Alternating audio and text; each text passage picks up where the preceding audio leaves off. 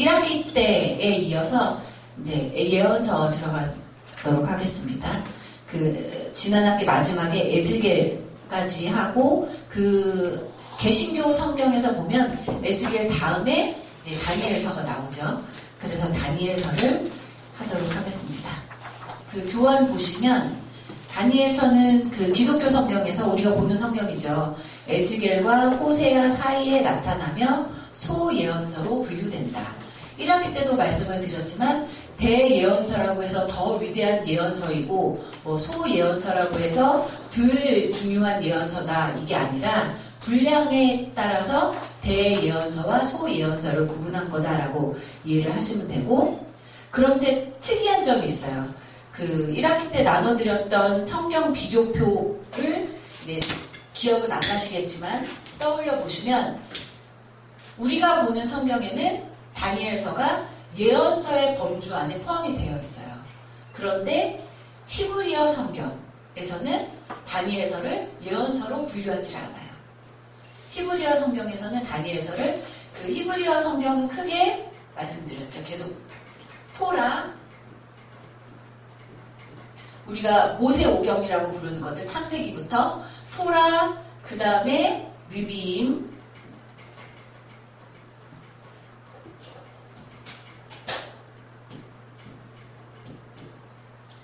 예언서, 그리고 마지막 케투빔, 성수령 문서라고 해서 케투빔. 성경 권수는 우리와 똑같지만 분류를 우리와 다르게 세 가지로 분류를 하는데, 우리는 예언서라고 부르는 다니엘서를 히브리 성경에서는 제일 마지막 케투빔, 예언서가 아니라 거룩한 내용을 담고 있는, 성스러운 내용을 담고 있는 거룩한 글이다 라고 해서 케투빔의 범주 안에 포함을 시켜요. 그래서 성경 순서를 보면 우리하고 약간 다르게 되어 있죠. 왜 그럴까요? 왜 그럴까요? 우리는 기독교는 다니엘을 예언자, 선지자, 프라펫으로 보지만 히브리 성경에서는 다니엘을 예언자라고 보기보다는 하나님의 거룩한 이상을 보고 하나님과 대화하고 그런 신앙이 좋은 사람이긴 했지만 일반적으로 그들이 예언자라고 부르는 느비임이라고 부르기에는 약간 다른 차이가 있는 거예요. 다니엘서 다들 읽어보셨죠? 안 읽어보셨으면 이제 읽어보시면 되는데, 제가 방학 때 예언서 특강할 때도 다시 한번 반복해서 말씀을 드렸는데, 예언자라고 할 때, 나 예언자라고 떠든다고 해서 예언자가 되는 게 아니라, 우리 성경에 나오는 예언자들을 봤을 때 공통적인 특징이 있었더라. 그래서 학자들이 분류한 게, 예언자는 첫째,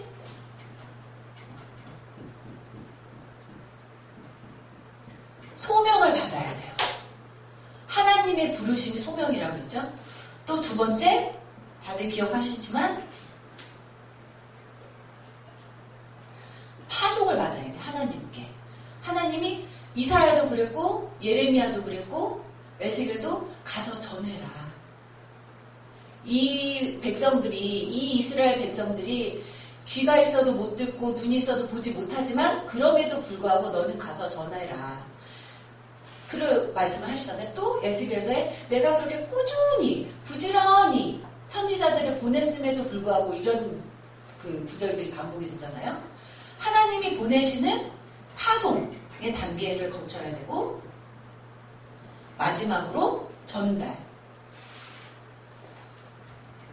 뭘 전달하는 것인고 하니, 하나님이 전하라고 예언자에게 맡겨주시는 말씀을 이 예언자들이 백성들에게 전달해야 되는, 이 소명, 파송, 전달, 이 세 가지 단계가 우리가 예언자라고 부르는 이사야나 예레미야나 에스겔, 호세아, 아모스 이런 사람들에게 다 있어요. 하다못해 우리가 볼 때는 인간적으로 좀 덜 된 것 같은 요나조차도, 요나서를 읽어보면 하나님이 부르시고 니느웨 백성에게 가서 전달하라고 말씀을 맡겨주셔요. 그런데 다니엘서를 보면 소명을 받았나? 하나님이 다니엘아 내가 너를 이 열방 뭐 예레미야처럼 열방의 선지자로 세우겠다 라던가 다니엘아 내가 너에게 말씀을 줄 테니 이 말을 이스라엘 백성에게 가서 전달해라 라고 보내심을 받았던가.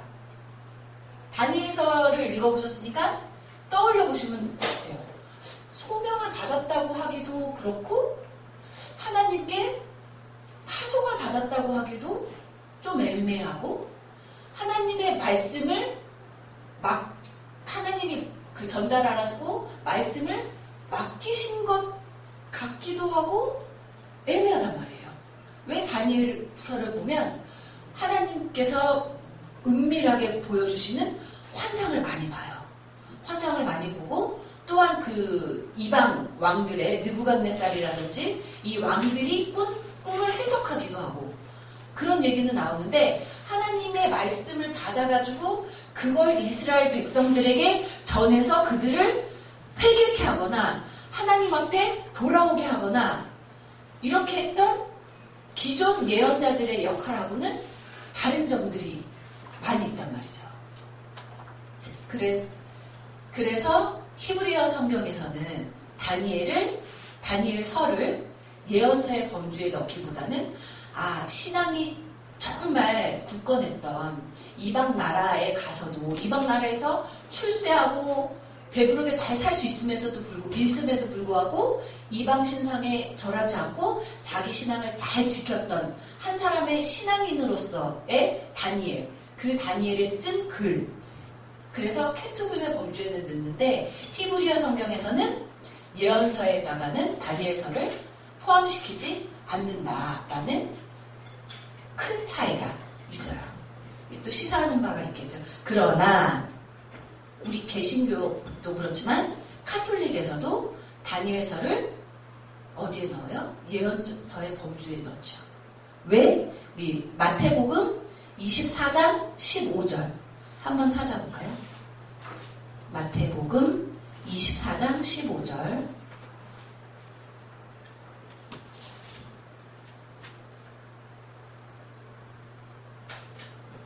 읽겠습니다. 시작. 그러므로 너희가 선지자 다니엘이 말한 바 멸망에 가증한 것이 거룩한 곳에 선 것을 보거든 읽는 자는 깨달을진저. 마태가 누구예요? 예수님의 제자죠. 마태가 다니엘을 그냥 신앙인의 하나로 언급한 것이 아니라 여기서 프라펫, 선지자로 언급을 하고 있단 말이죠. 그래서 대표적으로 이 구절뿐만이 아니라 이 구절을 인용해서도 다니엘을 예언자로 이제 기독교에서는 보고 있는 거고 또한 요세푸스라는 사람이 있는데 요세푸스라는 사람은 우리가 말라기를 끝으로 구약 성경이 끝나죠. 말라기 이후 신약 성경, 마태복음이 제일 많이 나오니까요. 말라기를 끝으로 예언자들의 목소리가 안 나오고 끊어지고 이 중간기 동안을 이제 신학을 하는 학자들 중에 몇몇은 암흑기다. 하나님이 인간에게 예언자 같은 그런 주의 종에게 말씀을 전해주는 내용이 없으니까 정경이 없는 거 아니냐. 하나님과 인간 사이에 소통이 끊어진 암흑기다 라고 얘기를 하기도 하고 또 학자들은 들어보신 분들도 있을 거예요. 신구약 중간기.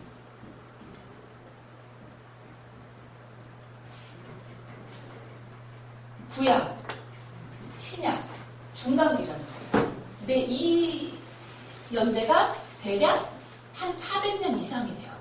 400년 동안 말라기를 끝으로 우리가 정경이라고 칭하는 정결한 성스러운 경전이라고 칭하는 그러한 책들이 나오질 않아요. 대신에 이제 제가 그 밑에도 써놨지만 우리가 개신교에서 외경,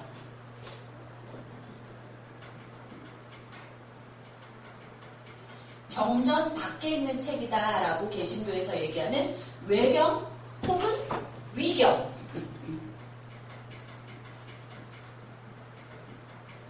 거짓 경전이다라고 이제 그런 의미인 위경들이, 외경과 위경들이 이 신구약 중간기에 많이 저술이 돼요. 그러니까 우리가 그 경전이라고 하면 우리가 창세기부터 말라기까지를 쭉 읽어보면 다 하나님이 주관하시는 역사 안에서 하나님의 백성을 택하시고 그 백성을 하나님처럼 거룩한 백성이 되도록 하기 위해서 끊임없이 주의 종들을 보내가지고 회개하라 말씀하시는 내용들이 나오는데, 말라기를 끝으로 하나님의 말씀도 끊어지고 이게 혼돈 상태가 되는 거예요. 이 신구약 중간기라고 하는 시기에.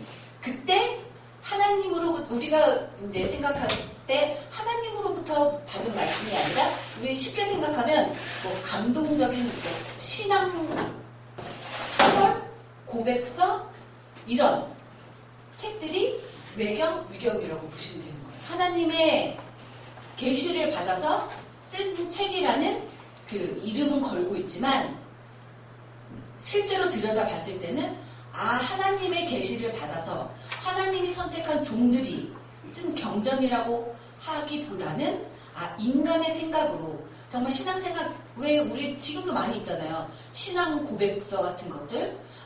뭐 대표적으로 우리나라의 이어령 교수님 같은 그 이어령 교수님 맞죠? 그 엄청 그 문화부 장관도 하시고 원래 기독교인이 아니었는데 딸이 죽으면서 제발 내 소원, 죽기 전 마지막 소원인데 하나님을 믿으라고 한 그 딸의 유언에 의해서 회심을 하고 기독교인이 되셔가지고 이제 돌아가셨지만 내가 무신론자로 살아왔던 그 세월을 이제 회개하면서 쓴 글들을 많이 남기셔가지고 또 안 믿는 사람들에게 많은 감동을 주고 하기도 하셨는데, 그런 것 같은 책들이 외경, 위경이라고 보시면 되는 거예요.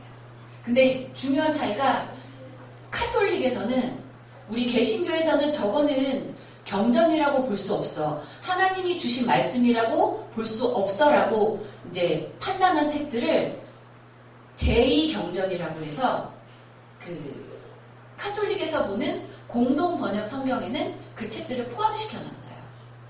그래서 우리는 구약 성경이 몇 권이에요? 네? 39권이죠. 우리는 구약 39권, 신약 27권에서 66권인데 카톨릭에서 보는 구약 성경은 몇 권인 거 아니에요? 46권이에요. 우리보다 책수가 더 많죠. 왜냐하면 뭐 토비서, 유디서, 마카베오 상하서, 솔로몬의 지혜서, 집회서, 그리고 바룩서, 다니엘서에도 우리 개신교가 보는 뭐 개역 개정이든지 개역 한글이든지 동일하게 개신교에서 보는 다니엘서는 12장으로 끝이 나요. 그러나 이제 카톨릭에서 보는 공동 번역 그 카톨릭 구약 성경 다니엘서는 14장까지 있어요. 왜냐하면 그 안에는 우리 개신교가 보는 성경에 포함되어 있지 않은 추가문이 있고 수산나와 새 소년 이야기, 벨과 용 이야기 같은, 학자들이 봤을 때 이 시기에 구약의 시대가 끝난 신구약 중간기에 쓰여진 경전이라고 하기에는 거룩성이 좀 떨어지는 신앙 고백록 같은, 회심서 같은 책들이 다라고 해서 개신교에서는 포함시키지 않는 책들을 이제 카톨릭에서는 오늘날도 포함시켜서 보고 있죠. 그런데 위경이라고 하는 것들은 카톨릭에서 보기에도 이거는 경전으로 포함시키기에는 많이 함량 미달인 책들이다 라고 하는 책들을 또 위경이라고 구분을 해서, 위경은 또 위경까지는 포함을 시키지 않고 있죠.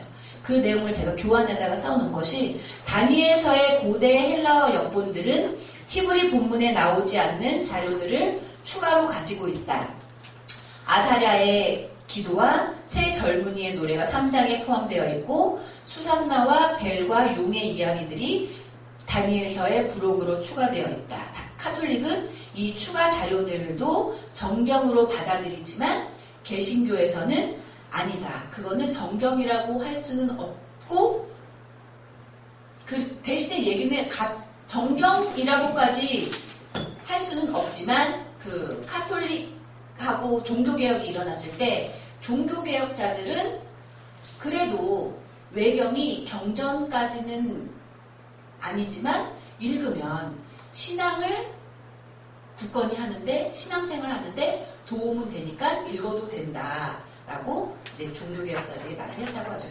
뭐 외경이라고 해서 정말 보면 안 된다 이게 아닌 것이 우리 종교개혁이 일어나면서 하나의 교회가 카톨릭하고 이제 개신교로 분리가 크게 됐잖아요. 근데 종교개혁이 일어나기 전까지는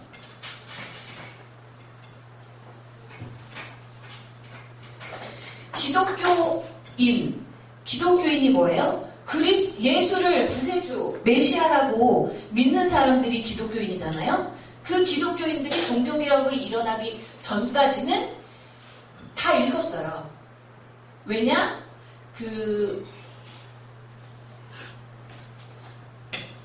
70인역이라고 하죠. 원래 구약 성경은 히브리어로 쓰여진 게 오리지널이죠. 근데 얘기가 자꾸 길어지는데 히브리어 성경이 이스라엘 역사를 쭉 보면 이스라엘이 아수르에게 북이스라엘이 먼저 망하고 722년에 그 다음 남유다가 바벨론에 망하고 나서 다 포로로 잡혀가고 일부 남아있긴 하지만 외지에서 생활을 많이 했단 말이죠. 근데 그러니까 세월이 아수르에 침공당하고 바벨론에 침공당하고 바벨론이 망하고 난 다음에는 페르시아의 지배를 받고 페르시아가 망하고 난 다음에는 알렉산더 대왕이 일으킨 헬라의 지배를 받고 하다 보니까 원래 이들이 썼던 언어는 히브리어지만 우리도 그렇잖아요. 우리도 일제의 지배를 받을 때는 조선말, 한글을 못 쓰겠잖아요. 일본말 쓰겠잖아요. 이 나라도 아수르의 침공을 받으면서 1차적으로 히브리어보다는 아수르말을 배우고 알아야 출세하지. 아수르말을 따르는 사람들이 생겼고 바벨론의 지배를 받기 시작하면서는 그래도 잘 살려면 바벨론 말을 배워야지. 아람어를 배워야지. 히브리어는 점점 고대의 언어가 되어버린 거예요. 그래서 이 아람어가 이 시기에 공용어여서 아람어로 그래도 우리의 조상들이 우리에게 전해준 신앙의 유산을 후손들에게 전달을 해야 우리가 하나님께 선택받은 거룩한 백성이다라는 것을 알려줘야 이 신앙이 유지가 되는 거잖아요. 언제 그들은 아직도 오실 메시아를 기다리지만 언제 오실지 모르지만 그 메시아를 다시 만날 때까지 메시아가 오실 때까지 우리는 하나님의 백성으로서 거룩하게 정결하게 살아야 하는데 어떻게 거룩하게 정결하게 살아야 하는지를 후손들에게 알려줘야 되잖아요. 그래서 아람어밖에 모르는 요새는 MZ세대라고 우리나라는 얘기를 하지만 아람어밖에 모르는 그 당시의 유대 신세대들을 위해서 아람어역이라고 하는 번역서를 내놓은 게 탈굼역이라고 구약성경 개론할 때 말씀을 드렸죠. 탈굼. 그런데 70인역이 뭐냐? 알렉산더가 세계 제패를 하고 나서 유다 사람들이 살고 있는 팔레스틴 이 메소포타미아 지역도 헬라 지배권에 다 들어오게 된단 말이에요. 그러면 이제 출세하고 먹고 잘 살고 하려면 뭘 배워야 돼요? 헬라어를 배워야 되는 거예요. 히브리어는 아무짝에도 쓸모가 없는 거예요. 이 시대, 그때 당시에는. 종교적인 언어로서는 가치가 있을지 몰라도 세상살이 할 때는 헬라어를 알아야 살 수가 있는 거예요. 그러니까 점점 히브리어 아는 사람도 가뜩이나 없는데 더 없어지겠죠. 그래도 신앙의 유산을 우리 후손들에게 전달해야지. 하나님을 모르는 우리 자손들에게 하나님을 알려줘야지. 하나님이 어떤 분이신지 알게 해야 되니까 헬라어로 번역을 한 거예요. 헬라어 번역이 70인역이에요. 여기에 대해서도 뭐 설화들이 많은데, 당시에 이제 알렉산더 대왕이 죽고 알렉산더 대왕 밑에 있는 장군, 힘 있는 장군 넷이 알렉산더가 정복했던 나라들을 4개로 분할해서 지배를 해요. 이제 각각 왕조를 세우고 왕이 된 거죠. 근데 첫 번째로 팔레스틴 지역을 이제 지배를 했던 왕조가 알렉산더 장군 중에 알렉산더 휘하에 있던 장군 중에 하나였던 이제 톨레미인데, 이 톨레미가 그 지역에 프톨레미 왕조라는 걸 세워요. 팔레스틴 지역에. 잘 나갔단 말이에요. 프톨레미 왕조가. 이제 정복, 군사력, 행정력 이런 것으로서는 어느 정도 기반이 닦아졌으니까, 내가 대도서관이라고 한번 들어보셨을 거예요. 이 세상에 하나밖에 없는 큰 도서관을 지어서 여기에다가 이 세상에 있는 모든 책들을 다 집어넣어야 되겠다 해서 책들을 수집을 하는데, 프톨레미는 하나님을 모르는 사람이지만 히브리인들이 읽고 있는 책이 있네? 이게 뭐라고 쓰여진 거야? 도대체 모르겠네? 이 책도 뭐라고 쓰여져 있는지 모르겠으니까 헬라어로 번역을 해서 내 도서관에다가 넣어야 되겠다. 그러면 번역을 하려면 그냥 히브리어 말 알고 헬라 말 아는 사람을 데려다가 무조건 번역을 시키는 게 아니죠. 성경에 대한 지식이 있는 사람을, 지식이 있고 또 헬라어도 잘 알고 이런 사람을 데려다가 이 히브리 유대 성경을 번역을 해라 라고 해서 번역 작업이 들어갔고, 제일 먼저 번역이 된 게 모세오경이에요. 그걸 시작으로 70인역이 이제 39권 히브리어 성경이 번역이 되기 시작한 거죠. 근데 왜 70인역이라고 부르느냐? 몇 지파죠? 이스라엘이 몇 지파예요? 12지파. 그때까지도 지파는 유지가 되고 있었던 거예요. 나라라는 이름은 없어졌지만, 나라의 형태는 없어졌지만, 원래 지파 민족이었잖아요. 야곱의 후손들. 12지파에서 우리 목사님처럼 설교하시고 신앙을 성숙하게 훈련시켜주는 사람들이 있을 거 아니에요. 지도자들, 가르치는 사람. 뭐 오늘날 유대 언어라면 랍비들 같은 종교 지도자들을 12지파에서 6명씩 차출을 하라고 했어요. 성경 지식에 뛰어나고 종교적으로도 높은 경지에 이를 사람들을 각 지파에서 6명씩 차출을 해서 이 도대체 무슨 말이 적혀 있는지 모르겠는 이 히브리어 성경을, 히브리어 구약 성경을 알아들을 수 있게 헬라어 성경으로 번역을 해라라고 공식적으로 요청을 해서 12지파에서 6명씩 하면 72명이죠. 72명이 이 프톨레미 왕조의 그 도서관에서 열심히 밤낮으로 번역을 하기 시작했다는 거죠. 근데 왜 70인역이라고 하냐? 옛날이나 지금이나 똑 떨어지는 걸 좋아해요. 그래서 반올림 내림 아시죠? 5보다 크면 올림을 하지만 5보다 작기 때문에 떼고 70 수를 맞춘 거예요. 그래서 로마자로는 LXX라고 하는 셉투아진트 70인역이 이제 만들어진 거죠. 이 70인역 안에는 처음부터 이 우리가 개신교에서 외경이라고 부르는 카톨릭 성경에만 들어있는 책들이 포함이 돼서 계속 기독교인들에게 쭉 읽혀져 왔어요. 쭉 읽혀져 왔는데 종교개혁이 일어나면서, 종교개혁이 왜 일어났어요? 교회가 권력을 갖다 보니까 교황들이 하나님은 온데간데 없고 자기들이 하나님보다 더 높아져서 막 결혼도 하고 부정 축제도 하고 천국에 들어가려면 이 문을 넘어가야 되는데 이 문 넘어갈 때만 한 번 넘어갈 때마다 은 한 냥씩 내고 다시 넘어가면 또 은 한 냥씩 내고 이런 식의 종교적으로 너무 부패한 일이 벌어지니까 그 당시에 안 된다. 우리가 믿는 것은 교황이 아니지 않냐.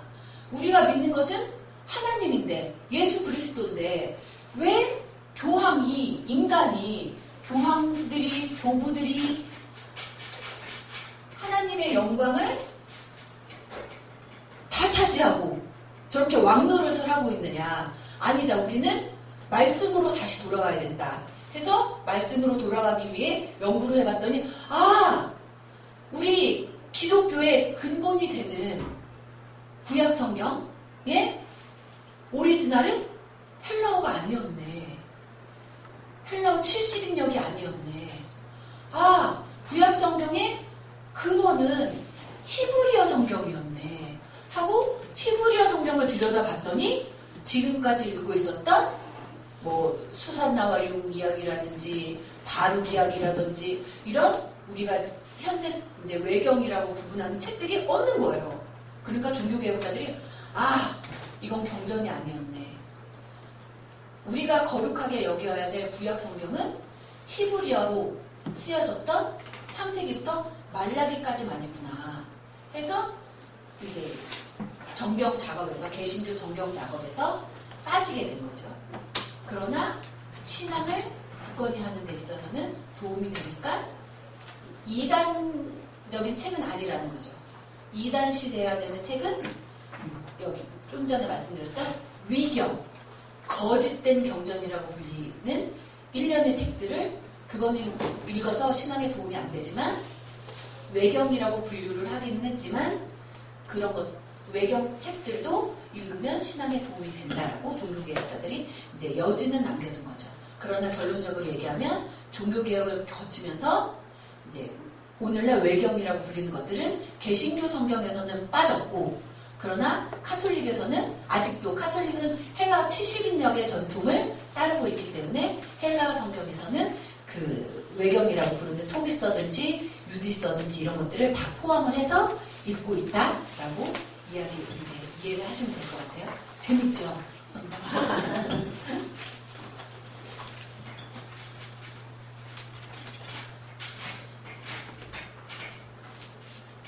그래서 다니엘서는 우리 개신교에서는 개신교랑 카톨릭이 있는 성경에서는 예언서의 범주 안에 넣고 있지만 히브리어 성경에서는 예언서의 범주에 넣지 않고 성문서, 거룩한 문서의 범주에 넣고 있다라고 이해를 하시면 될 것 같습니다. 자, 명칭과 저자 다니엘이죠.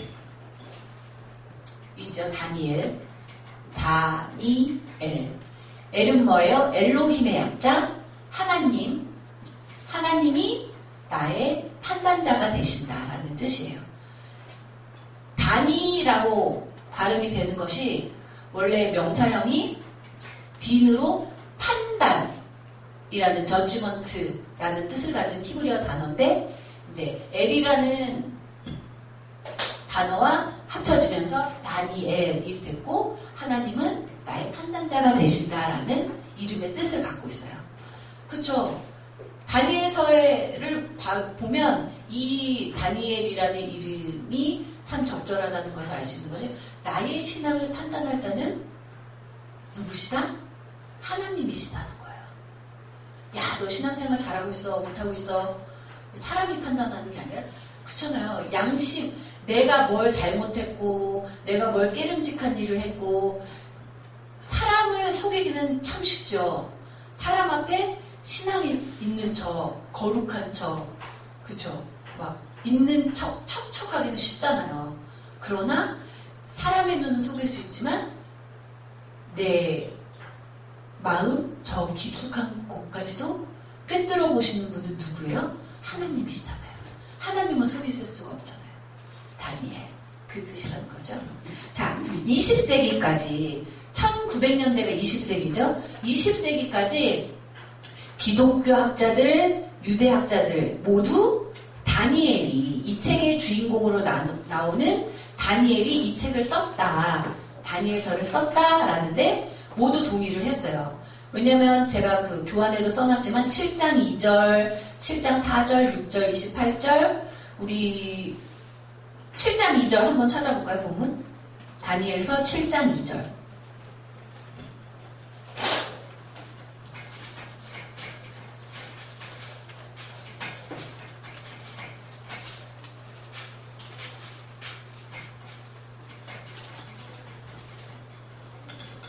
(7장 2절) 읽겠습니다. 시작. 다니엘이 진술하여 가로되 내가 밤에 이상을 보았는데 하늘에 내 바람이 큰 바다로 몰려 불더니. 다니엘이 진술하여 가로되, 다니엘이 썼다는 증거라는 거죠. 그 밖에도 뭐 8장 1절도 그렇고 제가 그 교환에 써놓은 글들을 보면 다 다니엘이 1인칭으로 말하고 나 다니엘이 이상을 보았는데 이런 식의 진술들로 보아서 이 책은 다니엘이 쓴 게 맞네. 또 12장 4절에서 이 글을 봉함하라 라고 명령을 받은 사람도 다른 누구도 아닌 다니엘이니까 이 책은 다니엘이 썼다 라고 20세기 초반까지는 모두가 다 인정을 하던 거였어요. 그리고 신약 성경의 진술들, 조금 전에 읽었던 마태복음 24장 15절에서도 선지자 다니엘이 말한 바라는 언급을 봤을 때도 다니엘이 쓴 게 맞네. 또 제가 교환에는 써놓지 않았지만 마태복음 10장 23절, 16장 27절, 19장 28절, 24장 30절 등의 인자가 예수님께서 사역을 하시면서 스스로를 지칭하실 때 사용하신 언어가 인자라는 명칭을 사용을 하세요. 에스겔 할 때도 말씀을 드렸는데 김은아 집사님 기억나세요? 인자라는 명칭이 에스겔서에도 많이 나와요. 그러나 다니엘서에 나오는 인자와 또 신약 성경 사복음서에서 예수님이 스스로를 가리키실 때 인자가 라고 말씀하실 때 그 인자는 다르다고 말씀을 드렸죠. 에스겔서에 나오는 인자는 읽어보시면 하나님과 거룩하시고 초월하시고 저 높은 곳에 계신 하나님과 땅 밟고 사는 인간 그 존재밖에 안 되는 그 갭을, 그 간격을 나타내기 위해서 사람의 아들이라는 하나님과 인간의 그 차이를 드러내기 위해서 에스겔이 스스로를 인자가 혹은 여호와 하나님께서 에스겔을 부르실 때 인자야 라고 칭하신 거고, 여기 다니엘서에 나오는 인자하고 신약시대 사복음서에서 예수님이 스스로를 지칭하실 때 사용하신 인자는 다르다는 거죠. 그 인자는 뭐예요? 예수님이 뭘 입고 오셨어요? 육신을 입고 오셨잖아요. 하나님, 근본 하나님의 본체시나 하나님 보면 다 죽어요. 직접 보면 구약에 그렇게 써 있잖아요. 그런데 하나님이 두고두고 선지자를 보내도 돌이킬 생각을 안 하고, 나라가 망한다고 해도 돌이킬 생각을 안 하고, 맨 처음 시내산에서 맺었던 언약은 금세 잊어버리 온데간데 없고 거룩한 백성으로서 정결하게 살으라고 그렇게 끊임없이 말씀을 하셨는데도 불구하고 죄만 짓고 있으니까 이 죄가 너무 커져서 동물 제사로는 대속이 안 되는 거예요. 근데 하나님은 거룩하신 분이라서 죄로 더럽혀져 있는 인간에게 가까이 가시고 싶으시나 가실 수가 없는 거예요. 죄가 하나님과 우리 사이를 막고 있다고 하잖아요. 그러면 우리 같으면 그냥 버려. 안 되는 거 버리고 다시 시작하실 수도 있는데, 포기하시지 않는 하나님은, 인간을 포기하시지 않는 하나님은 하나님의 근본 본체신 예수님을 보내신 거예요. 그런데 하나님 본체로 가면 다 죽으니까 낮고 천한 인간의 모습, 성육신이라고 하잖아요. 성육신.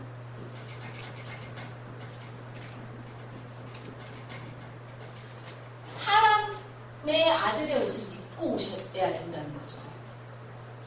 그래서 그때 인자는 하나님의 본체시지만 사람의 육신을 입고 있으시기 때문에 인자라고 칭하신 거죠.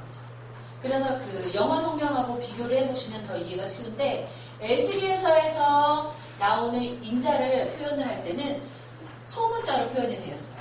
Son of Man 해서 소문자로 표현이 되었는데 다니엘서에 나오는 인자하고 신약에서 예수님께서 스스로를 인자가 여기 온 것은 하고 설교하실 때 지칭하실 때 사용하는 인자는 대문자로 되어 있어요. Son of Man. 그래서 그 인자와 이 인자가 다르고 다니엘서가 왜 다니엘을 썼는가라고 말할 수밖에 없는 것이 이제 신약 성경에 나와 있는 인자가라고 하는 그 구절들은 다니엘서에 나와 있는 그 인자를 오실 메시아를 지칭하는 그 인자를 차용해서 쓴 거기 때문에 다니엘서가 쓴 것이다라고 이제 꾸준히 19세기, 20세기 초반까지 그렇게 믿고 읽고 연구를 해왔던 거죠. 그런데 양식 비평이라는 것이 생기죠. 고등 비평. 이제 학문 영역에서는 그러니까 성경 안에 있는 증거들로 성경을 읽으면 좋은데 이제 성경만 읽기가 뭐였는지 자꾸 외부 지식을 통해서 성경을 이해를 하려고 그러는 거예요. 그런 게 이제 고등 비평이다라는 이름, 비평이라는 이름으로 나오는데 그래서 문제가 된다기보다는 근데 우리의 신앙을 혼란스럽게 하는 게 우리는 모세오경이 모세가 썼다고 얘기를 하지 이제 믿고 그렇게 읽기도 하지만 이제 양식 비평을 하는 일반 학문을 하는 학자들은 인문학으로서 성경을 읽는 학자들은 아니다. 모세가 쓴 거 아니야. 모세가 일부분 썼을 수는 있는데 똑똑한 사람들이 읽어봤더니 모세오경은 모세 단일 저자가 아니라 누군지는 몰라요. 모세오경은 제2문서, 2문서, P문서,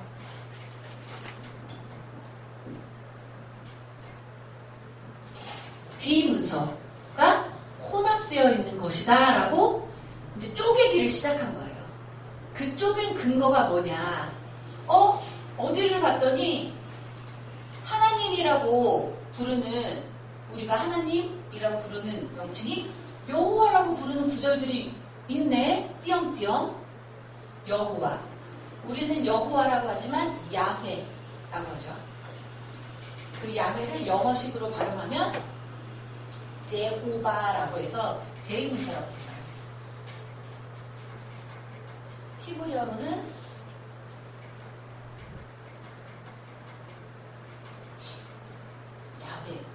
이거는 누가 쓴지는 그들도 몰라요. 누가 썼다고 얘기는 못하는데 자신들이 열심히 성경을 읽어봤더니 여호와라고 부르는 그 구절들이 있는 걸 보니까 그 구절들이 여호와라는 명칭을 굳이 쓴 이유가 있을 거야. 누군지는 모르지만 제2문서 여호와를 따르는 야훼를 따르는 자들이 특별히 하나님의 명칭을 여호와라고 부르면서 쓴 글일 거야. 추측이죠. 누구라고는 말 못해요. 그들도. 그냥 이 평이상 여호와라고 시작되는 구절들은 다 제2문서다. 쪼개기 시작한 거예요. 그럼 이 문서는 뭐냐? 히브리어 본문이랑 또 읽어봤더니 엘로힘, 다니엘의 이 엘이요. 엘로힘이라고 나오는 구절들이 또 있네?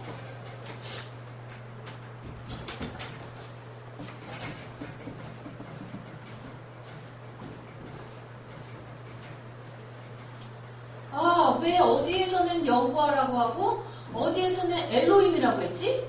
이것도 뭔가 이유가 있을 것이다 하고 쪼개기를 시작하는 거예요. 엘로힘이라고 시작하는 구절들을 이제 묶기 시작한 거죠. 이거는 근데 누가 쓴지는 모르지만 엘로힘을 따르는 그 누군가가 쓴 것이다 라고 추측을 하는 거예요. 분류를 쪼갠 거예요. 쪼갠 거.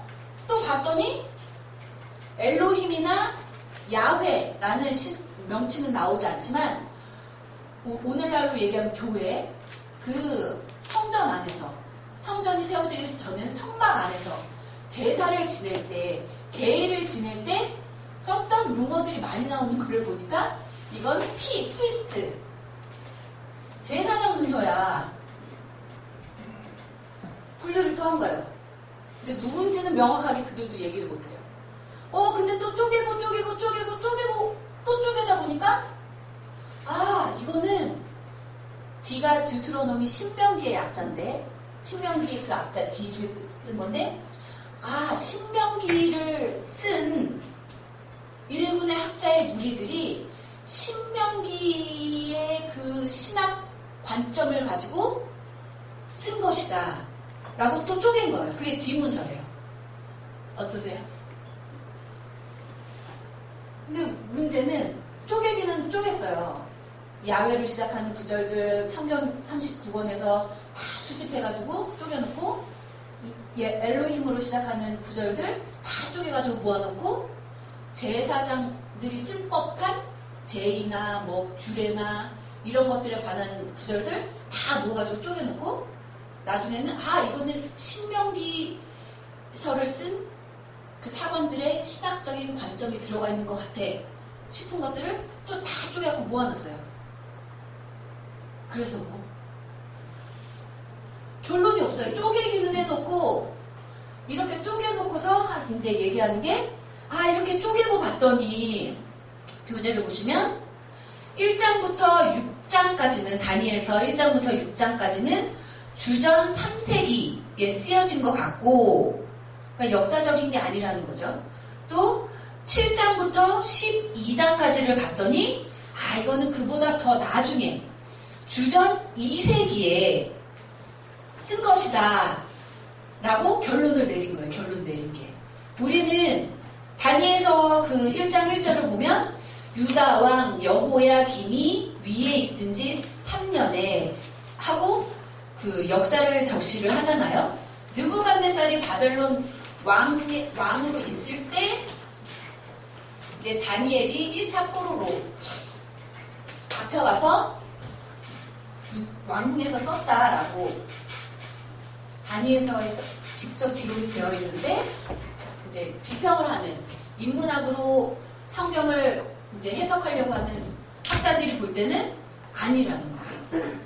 우리는 다니엘의 연대를, 이제 복음주의적인 이제 학자들은 다니엘의 연대를 더 앞선 연대로 보지만, 이렇게 쪼개기를 좋아하는 학자들이 봤을 때는 이거 알렉산더 대왕 시대 때, 헬라 시대 때 쓰여진 거야. 그리고 우리는 예언이 뭐예요? 하나님이 앞으로 있을 일들을 미리 하나님이 택하신 종에게 주셔서 알게 하시고 보게 하신 거다. 그거의 예언이라고 얘기를 하지만, 쪼개기를 좋아하는 학자들은 그런 일은 있을 수가 없어. 이미 이 사건들이 일어난 다음에 신앙을, 그럼에도 불구하고 신앙을 고취시키기 위해서 쓴 것이다. 그래서 제가 교재에도 써놨지만 대부분의 비평가들은 성취된 예언들을 차후에 이미 그 일들이, 사건들이 벌어지고 난 이후에 사실의 기초에 만들어진 것으로 간주하고, 다니엘서의 내용 중에 성취되지 않은 예언들을 진정한 것으로 이제 간주를 한다는 거죠. 재밌죠? 우리 하나의 성경을 가지고도 쪼개기를 좋아하는 사람들 계속 쪼개는 거예요. 의심하고 쪼개고, 다니엘이 쓴 거 아니야. 다니엘이 썼으면 성경이고, 다니엘이 안 썼으면 성경이 아니에요. 이 성경의 집필자는 누구예요? 하나님이시잖아요. 가장 중요한 걸 망각을 하고 있는 거죠. 그래서 이제 제가 그 이대 대학원에서 이제 석사를 할 때도 그런 좀 이제 복음 학문으로 이제 신학대학원 이름을 이제 갖고 있는 곳들은 조금 덜한데, 일반 대학에 있는 이제 기독교 학과나 그런 데서는 성경을 일반 학문처럼 연구를 하려고 하기 때문에 이런 것들을 이제 많이 가르치죠. 군케리니를 이렇게 잘 쪼개야 그쪽에서는 이제 인정을 받는 거예요. 이렇게 쪼갰어? 하고 나중에는 뭐 지금은 4개 문서만 소개를 시켜드렸지만 그들은 더 나가서 제1, 제2 더 쪼개요. 그러다가 이제 오늘날에 와서는 이렇게 쪼개서 성경을 이렇게 쪼개서 남는 게 무엇이냐 라는 회의가 들기 시작한 거죠. 그들 사이에서도 쪼개서 뭐? 제2문서만 진짜고 이 문서는 또 덜하고 이게 아니잖아요. 오늘날 성경 66권이 우리에게 한 권으로 이렇게 주어진 것은 하나의 책으로 보라는 하나님의 뜻 아니에요? 하나님이 본 저자시잖아요. 그쵸? 그런 이제 학풍이 다 이제 서서히 시작되고 있다고 하는데, 그래서 쭉 읽어보시면 콜린스라는 사람도 이제 다니엘이 썼다는 거에 회의적인 사람이죠. 쭉 읽어보시면 이거 아무리 봐도 이거는 다니엘이 썼다기보다는 다니엘이 일부 썼을 수는 있지만 다니엘서 전체를 놓고 봤을 때는 다니엘이 일부는 썼지만 나머지는 헬라 시대 때 알렉산더도 죽고 난 다음에 이 모든 일이 다니엘서에 기록되어 있는 가증한 것들이 성전에 서고 이런 모든 일들이 벌어진 다음에 쓰여진 걸 거야 라고 추측을 하는 거예요. 추측. 확답을 그들도 할 수는 없죠. 추측을 하는 거죠. 그리고 또 그 쪼개기를 좋아하는 비평가들이 다니엘서를 다니엘이 쓰지 않았고 다니엘 이후에 후대 때 헬라 시대 때 썼다고 주장하는 이유 중에 하나가 드라이버라는 학자가 주장하는 게 다니엘서에 나오는 페르시아의 낱말들은 이 책이 페르시아 제국이 이미 확립된 후에 어느 한 시점에 기록되었음을 전제한다. 알렉산더 대왕이 팔레스타인 지역을 정복한 후에 이 책이 기록되었다는 것을 주장하는 근거가 된다라고 얘기를 하는 거죠. 다니엘서 1장 1절은 바벨론 시대 때 다니엘이 이 책을 쓰기 시작했다고 하지만 드라이버가 근거로 든 것은 다니엘서에 페르시아 낱말들이 나오는데 바벨론 제국이 망하고 난 다음에 페르시아 제국 바사 제국이 들어서잖아요. 그 근거로 쓰는데 이거에 대해서 복음주의자 대표적으로 아처라는 학자는 다니엘서에 헬라어라고 말할 수 있는 낱말이 3개밖에 없고 다 악기를 가리키는 말이고 바벨론 시대 때에도 헬라 말이 있었으니까 이 바벨론 시대 때 알렉산더의 헬라 제국은 아니지만 헬라어를 사용하는 이오니아 지역을 접촉했던 흔적들이 있으니까 그걸 근거로 다니엘서를 헬라 시대, 알렉산더 시대 때 썼다고 말하기는 어폐가 있다. 또 그 근거로 드는 페르시아 낱말들이 15개가 있는데 바벨론 제국이 멸망하고 나서 페르시아 왕국이 세워진 게 아니잖아요. 바벨론이 패권을 잡고 있기는 했지만 바벨론이 있을 때 바사 제국이라 메대와 바사 제국이라고 하는 나라들이 있었단 말이에요. 그때 다니엘은 일반인도 아니고 왕궁에서 일하는 사람이니까 페르시아하고 그 당시에 교류를 해서 이 단어들을 알고 있었을 것이다. 그러니까 이 페르시아 말 몇 개가 다니엘서에 들어가 있다고 해서 다니엘서 전체를 페르시아 시대나 그 이후에 쓰여진 거라고 보는 근거로 사용해서는 억지가 있다라고 이제 복음주의 학자들은 얘기를 하는 거죠. 어떠세요? 재밌어요. 재밌죠. 네. 재밌어요. 이제 근거를 들고 이제 반박을 하고 이런 논지들이 주로 보면 참 안타까운 게 쪼개기를 좋아하는 성경을 자꾸 일반 서적으로 보려고 하는 학자들은 자꾸 성경에만 나와 있지 않냐, 그 증거들이. 다른 외부 바벨론 역사서라든지 페르시아 역사서라든지 그런 데도 좀 나와 있으면 이걸 인정할 만한데 성경에만 나와 있는 증거가 아니냐. 그러니까 성경에 있는 증거를 나는 믿을 수가 없다라고 얘기를 해요, 주로. 그런가요? 아니요. 그쵸? 그렇게 믿는 사람들은 근데 점점 쪼개다 이제 흩어져 버리는 거고 티끌이 되는 거죠. 쪼개다 보면 티끌밖에 더 남겠어요. 티끌이 되어 날아가는 거고. 아니다. 성경의 66권 저자들은 각각이지만 오리지널 라이터, 원 저자는 누구시다? 하나님이시다 라고 믿는 사람들은 하나님 앞에 나와 있는 거죠. 그렇죠? 그래서 다니엘서가 그래서 되게 학자들 간에 논쟁이 많은 책이에요.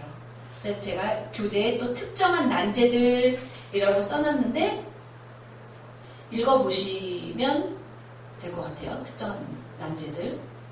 뭐 1장 1절에 보면 느부갓네살이 유다왕 여호야김 제위 3년에 예루살렘을 포위했다고 이렇게 나와 있는데 그 동시대를 언급하고 있는 예레미야서 25장 1절을 보면 느부갓네살 제위 1년이 여호야김 제위 4년이라고 돼 있으니까 1년의 차이가 나네?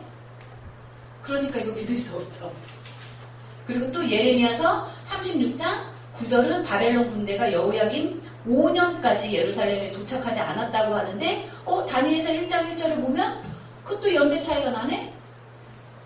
그러니까 이거는 이미 다 일이 일어나고 난 다음에 빨라도 페르시아가 세계를 제패하고 있을 때 아니면 늦으면 헬라 시대 때 이 글을 쓴 것이다라고 이제 주장을 하는 거죠. 그런 또 반론이 반박할 수 있는 것이 예레미야서는 왕의 통치 원년을 제위 1년으로 기록하는 유다식 체계를 사용한 반면에 다니엘은 어디에서 일을 했어요? 바벨론에 지금 붙잡혀 있잖아요. 다니엘서는 바벨론식 체계를 사용했기 때문에 1, 2년의 연도 차이는 당연한 것이다 라고 이제 학자들이 또 반박을 하는 거죠. 또 난제 중에 하나가 메대 사람 다리오라는 인물이 5장 31절 9장 1절에 나오는데 이게 메대 사람 다리오가 성경 말고는 나오는 데가 없다는 거예요. 이렇게 중요한 사람인데 왜 나오는 데가 없냐. 그러니까 이건 역사적인 인물이 아니다. 그리고 더 나아가서 다니엘서는 이후에 쓰여진 거다 이렇게 얘기를 하는데 이제 복음주의 학자들은 우리나라 왕들도 생각해보세요. 조선의 왕들을 생각하면 태조, 이성계. 태조라고 부르기도 하고 이성계라는 이름도 있잖아요. 그러니까 복음주의 학자들은 이제 6장 28절을 근거로 다니엘서 6장 28절에 어떻게 나와 있냐면 이 다니엘이 다리오 왕의 시대와 다사 사람 고레스 왕의 시대에 형통하였더라. 다리오하고 고레스를 같이 언급을 하고 있는데 마치 태조, 이성계라고 얘기를 하는 것처럼 태조, 이성계, 태조랑 이성계가 다른 사람이 아니잖아요. 불려지는 호칭은 태조라고 불리기도 하고 이성계라고 불리기도 하지만 동일 인물인 것처럼 다리오 왕의 시대와 바사 사람 고레스, 다리오하고 고레스는 동일 인물인데 명칭을 이렇게 달리한 것이다 라고 복음주의 학자들이 얘기를 하고 있는 거죠. 우리 잠깐 이제 한 5분 쉬었다가 또 다시 시작을 할게요.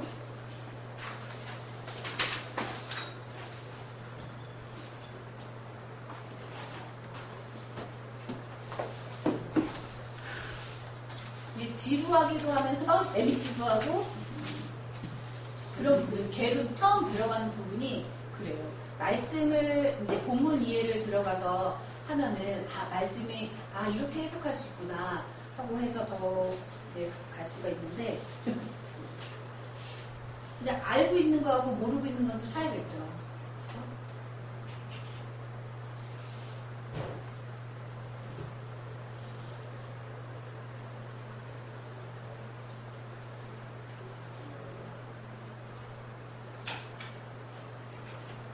물 안 드셔도 돼요.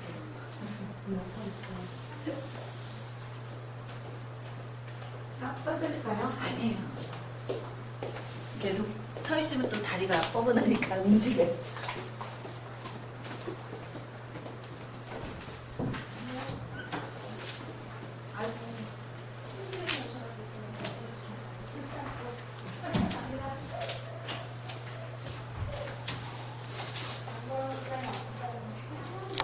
(1번) 다니엘서는 압제와 박해의 시대를 살아가는 이들을 격려하기 위해 기록했다.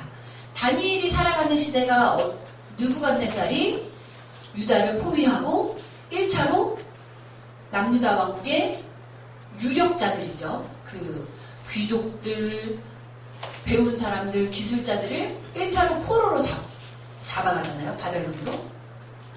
포로로 잡혀갔던 그 포로지, 에스겔서를 할 때도 말씀을 드렸던 것 같은데, 이스라엘 사람들에게는 가장 거룩한 곳이 어디예요? 성전이에요. 이 세상에서 가장 거룩한 곳이 남유다 땅, 예루살렘 안에 있는 성전이란 말이에요.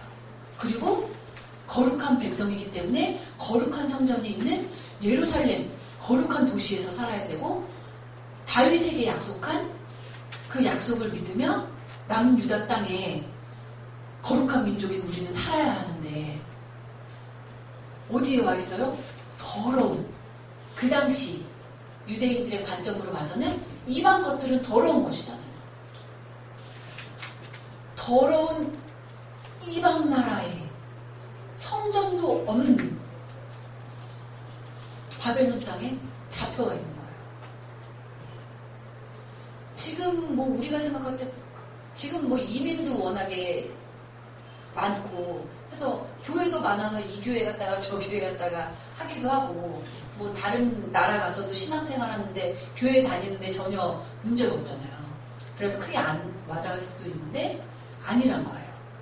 이 당시 남유다 땅에 살고 있었던 유대 민족에게는 아무리 이방 나라에 가서 호의호식을 하고 출세를 한다고 해도 이게 쓰레기통에 들어와 있는 것 같은 거예요. 더러운, 거룩하지 못한, 성결치 못한 이 바벨론 땅에 내가 잡혀와서 주의 성전에 가서 예배드리고 정결하게 하고 해야 하는데, 이거를 못하고 이 먼 이방 땅에 잡혀와 있는 거예요.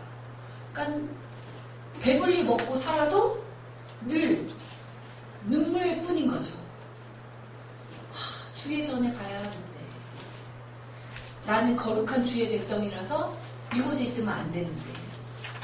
그리고 남의 나라에 와서 그 에스겔 할 때 역사적인 상황을 잠깐 말씀을 드렸지만, 바벨론 왕들이 바벨론 포로로 잡아온 유다 그 사람들에게 그렇게 적대적이지 않았어요.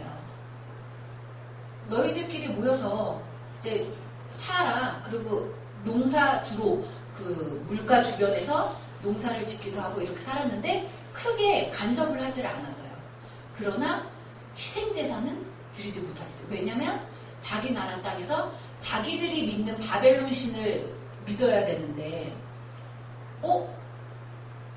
잡혀온 주제 포로들이 우리나라에서 자기네들이 하던 식으로 희생제사를 드린다? 그거는 못하겠지만 크게 간섭은 하지 않았단 말이에요. 그러나 이들은 늘 돌아가고 싶어 했죠. 왜? 그들의 관점에서 바벨론 땅은 거룩하지 못한 땅이니까. 거룩하지 못한 땅에 거룩한 백성으로 택함을 받은 내가 있어서는 안 되니까 늘 돌아가고 싶어 했다는 거예요. 그러니까 크게 압제를 하는 사람이 없어도 이 땅에 포로로 잡혀와 있고, 가장 큰 건 뭐예요? 나라가 없어졌잖아요. 그래서 하나님을 멀리 떠난 사람들도 많았고, 우리가 믿는 여호와 하나님이 바벨론 사람들이 믿는 신보다 힘이 약하네? 그래서 그 우시아 왕이니 유다 왕들도 끊임없이 아수르가 쳐들어오면 아수르 신이 더 힘있나 봐 하고 아수르 신을 믿기도 하고, 바벨론이 쳐들어올 때는 바벨론 신이 힘있나 봐 하고 믿기도 하는 그 가증한 짓들을 하는 얘기들이 예언서에 보면 많이 나오잖아요. 그래서 끊임없이 나라가 멸망하기 전에 하나님께서는 주의 종들 선지자들을 보내서 인간들을 무서워하지 말고 인간들을 믿지 말고 너희들이 믿고 의지해야 될 자는 누구다? 나 여호와다. 너희들이 신의 산에서 나와 맺었던 그 언약을 기억하고 거룩한 백성으로서, 정결한 백성으로서 돌아와서 온전히 서기만 하면 되는데, 그걸 할 생각은 안 하고 끊임없이 무슨 일만 있으면 이방신들을 끌어들이고. 그래 나중에 그 에스겔이 보는 환상에서 나오잖아요. 에스겔은 몸은 바벨론 땅에 포로로 잡혀와 있지만 주님이 보여주시는 주님이 환상 가운데 예루살렘 성전으로 가게 하셔서 예루살렘 성전에서 벌어지고 있는 그 가증하고 불경한 짓들을 보게 하시잖아요. 이러니 에스겔아, 내가 유다를 망하게 할 수밖에 없지 않느냐.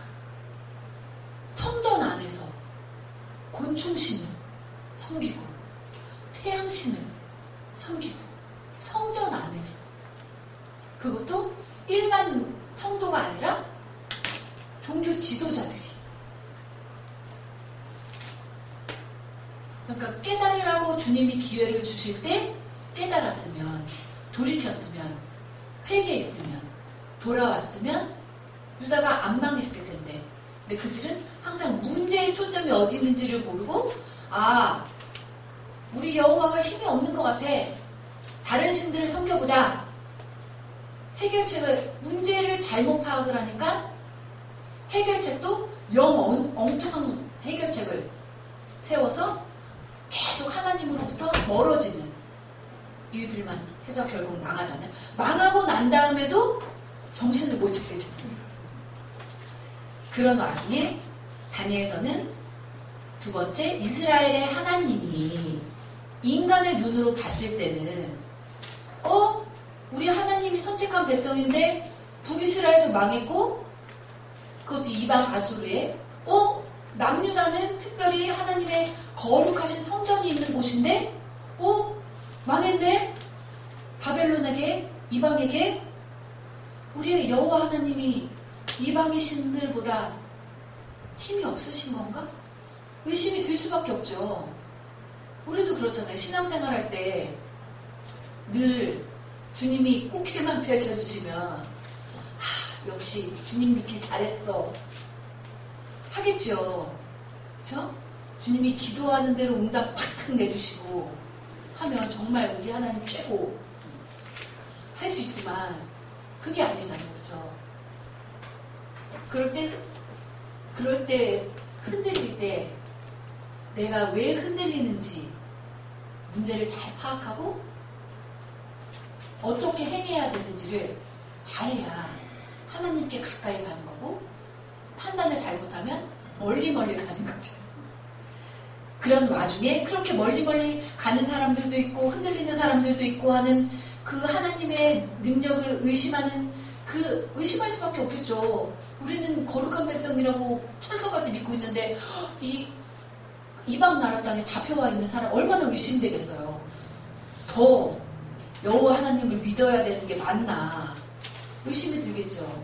그 와중에 이스라엘의 하나님이 이방 나라의 우상보다 우월하심을 나타내기 위해 기록했다는 거예요. 이제 다니엘서를 쭉 보면 이제 환상 여러 가지가 나오는데, 지금 보기에는 이 나라들이 흥왕한 것 같지만 결국에는 이 세상 권세들을 다 멸하시고 영원한 왕국을 세우실 분은 누구시다? 하나님이시라는 거죠. 그래서 이제 다니엘서의 그 다음 주에 그 다음 2강에서 이제 또 계속 언급이 될 건데, 그래서 다니엘서에서 부활, 영생에 대한 얘기들이 이제 구체적으로 나오기 시작을 하는 거죠. 그렇죠. 바울도 얘기했잖아요. 우리의 삶이 이 땅에서의 삶뿐이라면 얼마나 우리가 불쌍하냐. 그래서 오늘 목사님이 그 예배 때도 그 고린도전서 말씀 이제 언급을 하셨는데, 헬라인이라고 하면 대표적으로 이성, 합리적인 것을 추구하고 인간의 지적인 능력, 이성 판단하는 것을 중요하게 생각하는데, 헬라인들이 봤을 때는 정말 바보 같은 거예요. 왜 십자가에 달려서 죽어? 그리고 더 바보 같은 거, 미련한 거. 십자가에 달려서 죽은 사람을 믿네? 이성적으로 생각했을 때는 정말 미련한 거예요. 근데 왜 믿어요? 세상 사람들이 예수를 믿느니 주먹을 믿어라 라는 말 하잖아요. 난 눈에 보이는 거 아니면 안 믿어 하잖아요. 눈에 보이지도 않는. 왜? 우리는 이 땅에서의 삶이 끝이, 이 땅에서의 삶만 있는 것이 아니라는 걸 아니까 그런 거 아니에요? 그렇잖아요.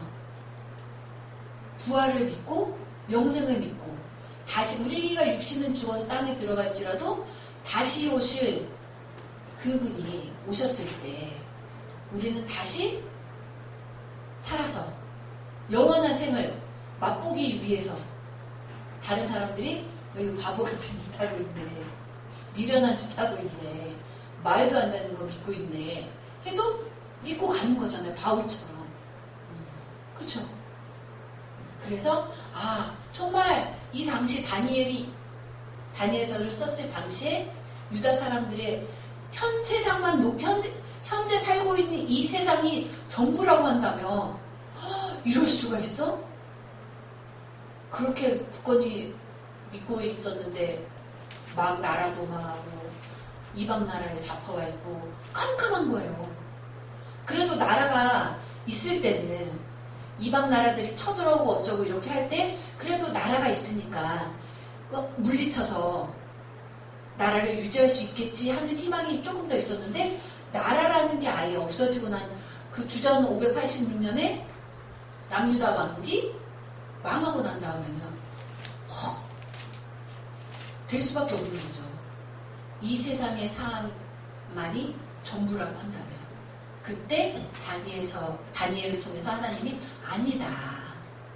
정말 지금은 암흑 같지만 눈앞이 깜깜하고 아무것도 보이는 것 같지 않지만 너희들에게는 이 현 세상, 이 지금 현재의 삶이 끝이 아니다.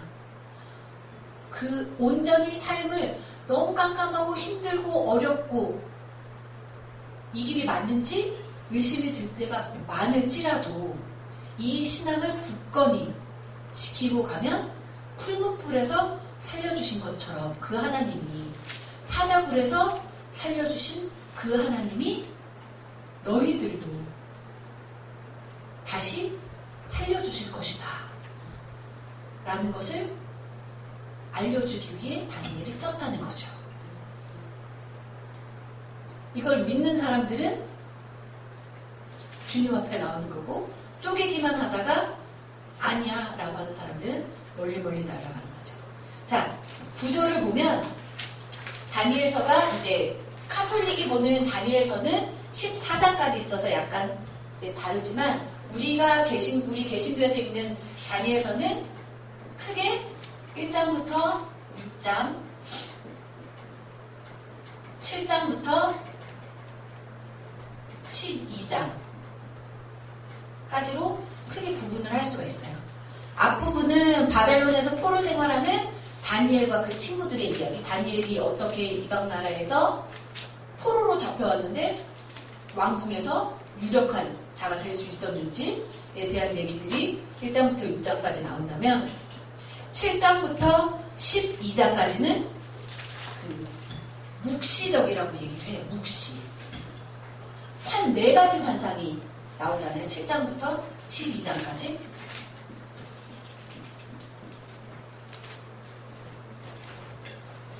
묵시적인 환상들이 나온다고 구분을 할 수가 있죠.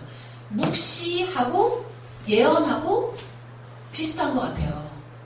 왜냐하면 그 예언자에 대해 이제 예언서 개론할 때도 말씀을 드렸지만 예언자들이 뭐예요? 하나님의 말씀을 대언하는 자들이기도 하고 하나님이 은밀히 보여주시는 환상, 비전을 먼저 보고 선포하는 자들이잖아요. 그때도 묵시라는 얘기가 나왔었는데 차이를 간단하게 써놨는데 대표적으로 예언서인 예레미야서는 가까운 미래에 중점을 두고 있는 반면에 다니엘서는 가까운 미래를 넘어 말세의 사건을 내다본다. 선지자들이 많이 활동했던 때를 떠올려 보시면 쉬워요.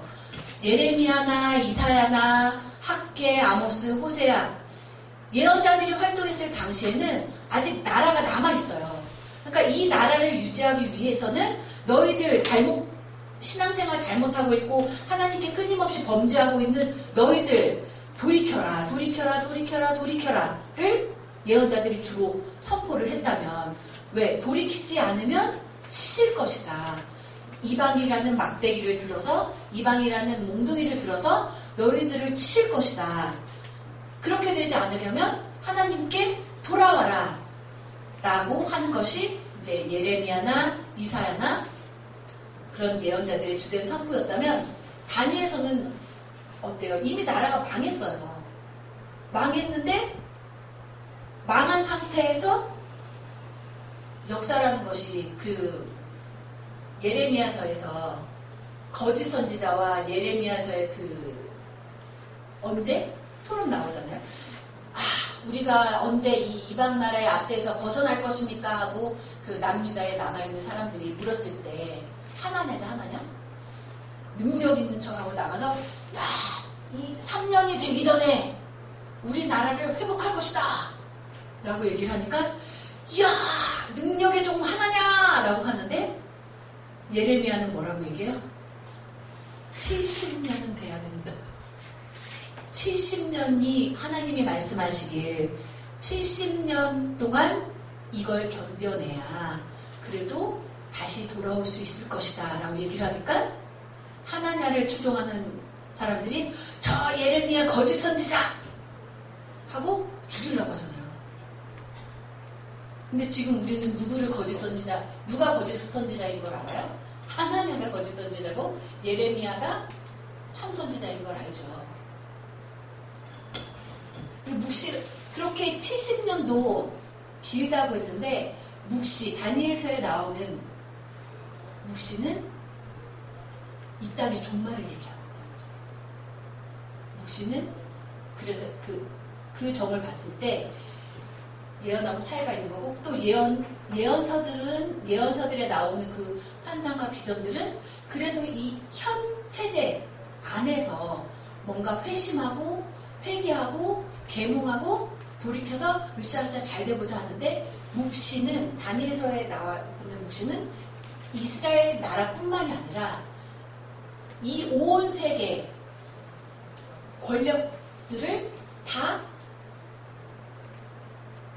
무너뜨리시고 메시아 그분이 오셔서 세우실 영원한 왕국에 대한 그 비전을 보고 있는 게 다니엘서라는 거죠. 묵시.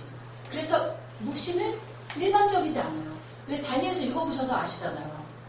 에스겔도 그랬지만 에스겔서도 읽어보면 바퀴가 있는 에스겔이 본 환상을 받으면 바퀴가 있는데 바퀴에 있는 눈이 달려있고 사람의 모양을 한 것 같은데 이쪽은 사람 얼굴이고 사자의 얼굴이고 독수리의 얼굴이고 그렇잖아요. 일반적이지 않잖아요. 다니엘서도 그래요. 우리가 일반적이라고 인간의 이성으로 그래 그럴듯하지 라고 생각하는 그 범주를 넘어서는 환상이라는 비전이라는 거예요. 그게 묵시라는 거예요.